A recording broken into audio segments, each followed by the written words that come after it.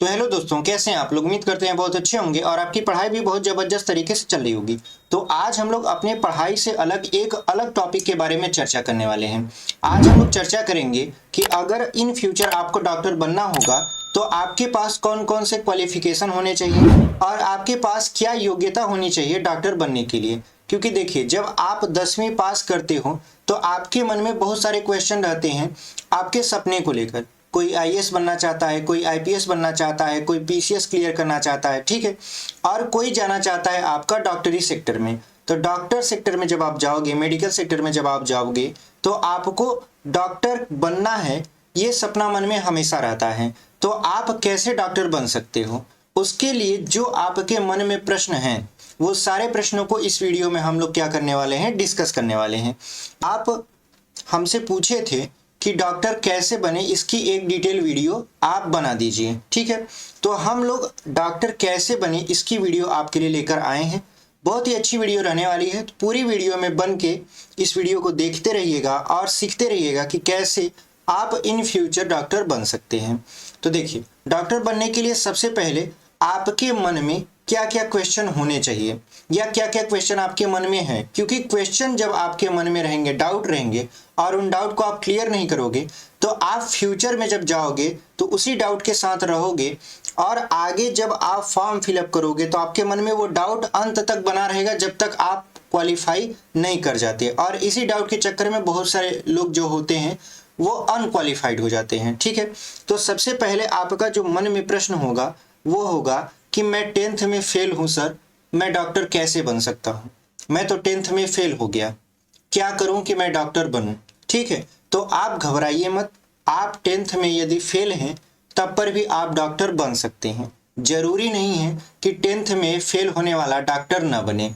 देखिए, 10th में आप फेल होंगे तो आपको फिर से पेपर देना होगा। जिस सब्जेक्ट में आप फेल हैं उसका पेपर आपको फिर से देना होगा, फिर से आपको 10th क्लियर करना पड़ेगा। ये बात मैं आपको बता दूं कि आपको 10th जो है क्लियर ही करना पड़ेगा, यानी आपको 10th क्वालिफाई करना पड़ेगा। आप दूसरा जो प्रश्न होगा आपके मन में कि सर ठीक है, हम फिर से पेपर देके 10th क्वालिफाई कर जाएंगे, ठीक है। लेकिन 10th क्वालिफाई कर जाएंगे तो 10th में कितने मार्क्स होने चाहिए हमारे, ताकि मैं आगे चल के नीट का पेपर दे सकूं और डॉक्टर बन सकूं, जो मेरा सपना है। तो देखिए, किसी भी एग्जाम में आप इवन ना केवल मेडिसिन सेक्टर में या केवल मेडिकल सेक्टर में, इवन आप जब कॉम्पिटिटिव एग्जाम देंगे तब पर भी जो मिनिमम क्वालिफिकेशन आपकी होनी चाहिए आपकी डिग्री में, आप पास आउट होने चाहिए कम से कम 50%, यानी 50% आपका क्या होना चाहिए, प्रतिशत होना चाहिए।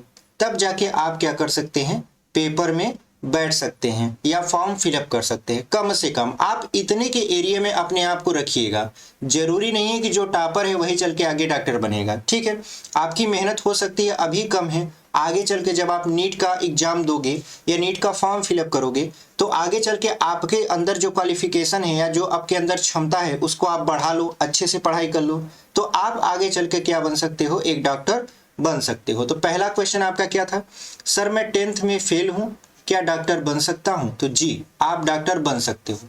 आपको फिर से वो पेपर क्लियर करने होंगे जिसमें आप फेल हुए हो। उसके बाद आपका जो प्रतिशत होना चाहिए कम से कम मतलब एकदम कम से कम आपको 50% आपके रिजल्ट में होना चाहिए। ये नहीं कि आप 30% या 45% ला दिए। 45% लाओगे तो आप अगर रिजर्व कैटेगरी के हो तब जाके आप फॉर्म फिलअप कर पाओगे। तो आप कम से कम अपने आप को कितने में रखिएगा, 50% में रखिएगा, ठीक है। और आपको 10th जो है पास आउट करना ही पड़ेगा, बिना पास आउट किए आप डॉक्टर नहीं बन सकते। अब देखिए, दूसरा प्रश्न आपका था 10th में कितने मार्क्स चाहिए। तो हमने कहा ना कि आपको कितने मार्क्स चाहिए, मिनिमम 50%। कितना चाहिए आपको, 50% चाहिए, आप आगे चलकर नीट का फॉर्म क्लियर करके डॉक्टर बन सकते हो। तो आपको कितना क्वालिफिकेशन चाहिए, 50%। अब देखिए, 10th में कौन सा सब्जेक्ट लेना चाहिए, 11th में, 10th में नहीं, सॉरी। तो यहाँ पे 11th में कौन सा सब्जेक्ट लेना चाहिए। देखिए, जब आप 10th क्वालिफाई करते हो, यानी जब आप यहाँ पे 10th क्वालिफाई करते हो तो 10th क्वालिफाई करने के बाद आपके पास 3 स्ट्रीम होता है। तीन स्ट्रीम मतलब सब्जेक्ट चूज करने का आपको तीन रास्ते बताए जाते हैं। या तो आप साइंस लीजिए, या तो आप कॉमर्स लीजिए, या तो आप आर्ट लीजिए। ठीक है, यानी कुछ लोग कहेंगे साइंस लीजिए, कुछ लोग कहेंगे नहीं साइंस अच्छा नहीं है कॉमर्स ले लीजिए, कुछ लोग कहेंगे कि हमको कुछ नहीं समझ में आता हम आर्ट से रहेंगे। तो देखिए, आपका यदि सपना है डॉक्टर बनने का तो आप साइंस स्ट्रीम को चुनेंगे। साइंस स्ट्रीम को चुनने का फायदा क्या होगा?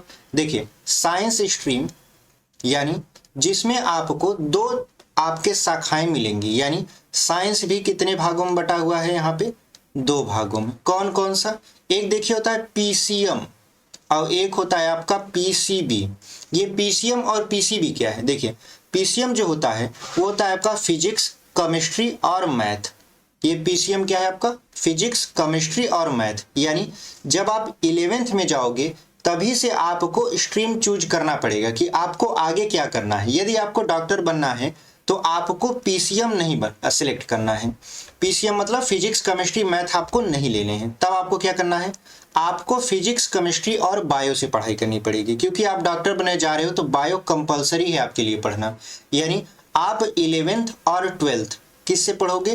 पीसीबी से पढ़ोगे, मतलब फिजिक्स, केमिस्ट्री और बायोलॉजी से पढ़ोगे। और आपका जो 12th का एग्जाम है उसको क्लियर करोगे। मिनिमम कितने मार्क्स से, मतलब मिनिमम कितना प्रतिशत होना चाहिए? 12th में कितने मार्क्स होने चाहिए आपके? कम से कम 50% होने चाहिए। ज्यादातर मैटर आपका 12th का करता है, 10th का ज्यादा मैटर नहीं करता। आपका कौन सा मार्क्स मैटर करेगा?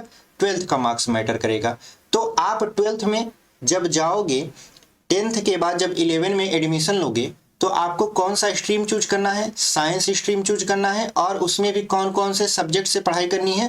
पीसीबी मतलब फिजिक्स, केमिस्ट्री एंड बायोलॉजी से पढ़ाई करनी है। अगर किसी के मन में ये डाउट हो कि सर हम पीसीएम से पढ़ना चाहते हैं, तो जब आप पीसीएम से पढ़ोगे तो आप डॉक्टर नहीं बन पाओगे, क्योंकि आपको डॉक्टर बनना है तो आपको बायोलॉजी का ज्ञान होना चाहिए। लेकिन जो फिजिक्स, केमिस्ट्री, मैथ है वो आपको इंजीनियरिंग की तरफ ले जाएगा, गणित सेक्टर की तरफ ले जाएगा। तो आप पीसीएम मत चूज करिएगा। क्या चूज करिएगा? पीसीबी। तो उम्मीद करते हैं आपको समझ में आ गया होगा। देखिए, सबसे ज्यादा जो डाउट वाले क्वेश्चन होते हैं वो यही होते हैं। जब आप 10वीं पास करते हो या 10वीं में रहते हो तो यही सारे क्वेश्चन चलते हैं। बाकी सारे क्वेश्चन आपके आगे नहीं चलेंगे, क्योंकि आप जानते हो आगे आपको क्या करना पड़ेगा। आगे नीट का एग्जाम क्लियर करना पड़ेगा। नीट का एग्जाम क्लियर करोगे, उसके बाद आपके नंबर आएंगे। नंबर के हिसाब से आपकी रैंक डिसाइड होगी। रैंक के हिसाब से आपको कॉलेज मिलेगा, और उस कॉलेज में कम से कम आपको 5 साल पढ़ाई करनी पड़ेगी, तब जाके आप एक अच्छा डॉक्टर बनोगे। ठीक है, तो उम्मीद करते हैं जो आपके डाउट होंगे आपके क्लास 10th से लेकर 12th तक वो पूरा का पूरा खत्म हो चुका होगा, क्योंकि बच्चों को अधिकतर डाउट इन्हीं क्लासों में रहता है। और इसकी वीडियो जो है आपका यूट्यूब पर बहुत कम है, इसलिए ये वीडियो आपके लिए बहुत इंपॉर्टेंट हो जाती है। ठीक है, तो आप पूरा का पूरा, हमें उम्मीद है कि वीडियो देखे होंगे और पूरी डिटेल को समझे होंगे। पहली डिटेल, 12th में अगर ये भी डाउट हो सकता है आपके अंदर कि 12th में यदि हम फेल हो जाएं तो क्या होगा। तो 12th में फेल हो जाएंगे तो आपको फिर से क्या करना पड़ेगा? एग्जाम को क्लियर करना पड़ेगा। यानी पहला आपका प्रश्न था 10th में फेल हूं, क्या डॉक्टर बन सकता हूं? हाँ, बन सकते हो। मतलब आपको एग्जाम फिर से क्लियर करना पड़ेगा। उसके अनुसार फिर आपको 11th में पीसीबी चूज करना पड़ेगा, physics, chemistry, bio, science side से पढ़ना पड़ेगा। उसके बाद 12th में कम से कम 50% मार्क्स लाने होंगे। नीट का एग्जाम क्लियर करना होगा, रैंक अच्छी लानी होगी, तब जाके आप डॉक्टर बनोगे। उसके बाद दूसरा जो प्रश्न था, 10th में कितने मार्क्स आने चाहिए? कम से कम 50 होने चाहिए। ठीक है, डॉक्टर बनने के लिए आपके कम से कम 50% आपका रिजल्ट होना ही चाहिए। अगला प्रश्न था आपका 11th में कौन सा सब्जेक्ट लेना चाहिए? हमने कहा कि देखिए, आप साइंस साइड से जाइए, कॉमर्स और आर्ट्स को छोड़िए। साइंस में आप पीसीएम मत पढ़िए, पीसीबी पढ़िए, फिजिक्स, केमिस्ट्री, बायोलॉजी से पढ़िए, और फिजिक्स, केमिस्ट्री, बायोलॉजी को एकदम स्ट्रांग करिए। आगे चलकर नीट का फॉर्म भरिए, उसके बाद उसको क्लियर करिए, आप डॉक्टर बन जाओगे। 12th में कितने मार्क्स लाने होंगे? कम से कम मिनिमम 50% आपका रिजल्ट होना चाहिए, तब जाके आप फॉर्म फिलअप कर पाओगे। 50 से कम रहेगा, अगर आप रिजर्व कैटेगरी के नहीं हो तो फॉर्म ही फिलअप नहीं कर पाओगे। ठीक है, तो उम्मीद करते हैं आपको ये पूरा का पूरा डिटेल समझ में आया होगा और आपका जो डाउट था वो क्लियर हो चुका होगा। तो मिलते हैं आपसे एक अगली वीडियो में, तब तक के लिए ऐसे ही पढ़ाई करते रहिए।